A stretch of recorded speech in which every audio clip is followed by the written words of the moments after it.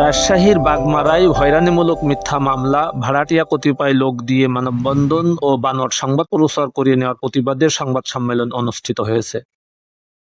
তারা সেই মানববন্ধনের আমরা যখন শুনতে পাই, তারা তো মানববন্ধনের মাধ্যমে আমাদেরকে নানা ধরনের হুমকি ধামকি, ইভেন আপনারা দৈনিক বাগমারার অফিসিয়াল ফেসবুক পেজ থেকে দেখতে পারবেন, সেইখানে ডকুমেন্ট আছে। তারা সেইখানে আমার বাবা মোহাম্মদ জাবের আলীকে হত্যার হুমকি সহ তার পা কর্তন করে নেওয়ার হুমকি পর্যন্ত তারা দিয়েছেন।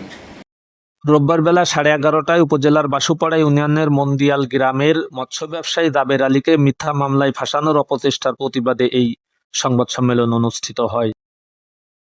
উল্লেখ্য, গত 13ই আগস্ট যতীনগঞ্জ বাজারে মানববন্ধনের নামে প্রকাশ্য দিবালোকে ব্যবসায়ী জাবের আলীর পা কেটে নেওয়া সহ নানা ধরনের হুমকি ধামকি দেন একই ইউনিয়নের পার্শ্ববর্তী গ্রামের আইয়ুব আলীর লোকজন।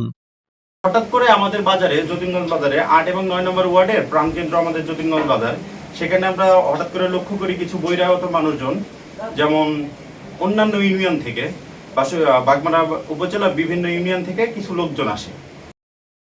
এই সংবাদ সম্মেলনে উপস্থিত ছিলেন ভুক্তভোগী জাবের আলীর বিশ্ববিদ্যালয় পড়ুয়া সন্তান জাহিদ হাসান আকাশ।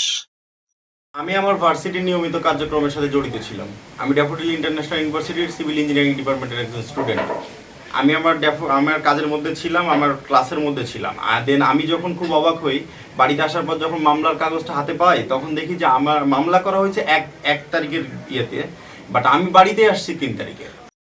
8 নং ওয়ার্ড মেম্বার নারায়ণচন্দ্র সাহা, সমাজসেবক বাবর আলী সহ এলাকার গণ্যমান্য ব্যক্তিবর্গ।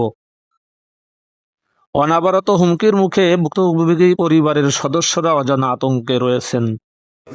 আর এই মানববন্ধনে যেগুলো বক্তব্য, যারা বক্তা দিয়েছে, বক্তব্য দিয়েছে, এগুলো সম্পূর্ণটা মিথ্যে। এটা আমি প্রশাসনিক ভাবে এবং সাংবাদিক ভাইয়ের প্রতি সবার প্রতি আহ্বান জানাবো যে আপনারা এগুলা তদন্ত করেন। আপনারা তদন্ত করবেন, তদন্ত করে যেটা আপনারা ফাইনালি ডিসিশন নেবেন, আমরা সেটাতে একমত। আমরা যদি অন্যায় করে থাকি, আমরা অন্যায় শাস্তি ভোগ করবো। এর জন্য আমরা কোনো টেনশন করি না, আমরা কোনো ভীত না, আমরা গামছাটা পালাবো না। কারণ আমাদের বাসায় এখানে আমরা ব্যবসা করে খাই। আর এই জাবের ব্যক্তিটা এমন একটা ব্যক্তি, এটা ওপেনলি সবাই বলতে বাধ্য হবে যে প্রতিনিয়ত প্রত্যেকটা বছরের চকুশি বিষয় যায়, যার ব্যবসা বাণিজ্য দেখাশোনা আমি করি, আমি হিসাব বিকাশ করি, আমি দেখাশোনা করি।